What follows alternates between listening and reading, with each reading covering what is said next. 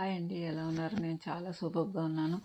అబ్బా చూడండి, ఈ వీడియోలో కలుపుతుంటేనే ఆ కర్రీ అన్నం చూస్తుంటేనే టెంప్టింగ్గా ఉంది కదా. మీకు కూడా అలానే ఉంది కదా? ఏంటి, టమాటా కర్రీలో టమాటా ఆమ్లెట్ కర్రీ అనమాట ఇది.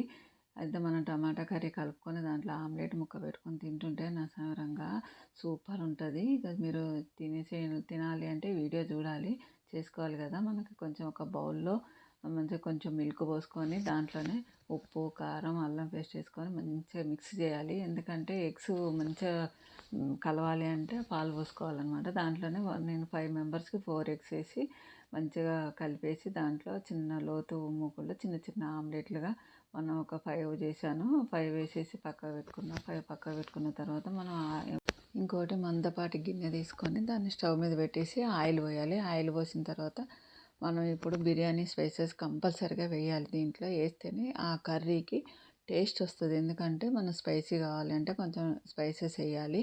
దాంట్లో వేసిన తర్వాత ఉల్లిగడ్డ, పచ్చిమిర్చి వేసి పసుపు వేసుకొని మనం అల్లం వెల్లుల్లి పేస్ట్ ఎక్కువ పడుతుంది. ఎందుకంటే ఈ కర్రీ కొంచెం మసాలా లాగా ఉంటుంది కాబట్టి ఎక్కువ పడుతుంది. నేను 1/2 కేజీ టమాటా తీసుకున్న. 1/2 కేజీ టమాటా చిన్న చిన్న ముక్కలుగా కట్ చేసి పెట్టుకొని ఆ టమాటాలు వేసుకొని చక్కగా మూత పెట్టేసేయాలి. కలుపుకొని మూత పెట్టి ఒక 5-6 మినిట్స్ తర్వాత తీయాలి. తీసిన తర్వాత ఇక ఇలా సూపర్ ఉడికి ఉంటుంది కర్రీ. ఉడికిన తర్వాత ఇప్పుడు మనము కర్రీలో మనము ఉప్పు, కారం సరిపడా ఉప్పు, కారం వేసుకోవాలి. కాకపోతే కారం అది కొంచెం స్పైసీనెస్ తక్కువ ఉంది కాబట్టి కొంచెం కారం ఎక్కువ పడుతుంది. కొంచెం కారం ఎక్కువ వేసాను నేను.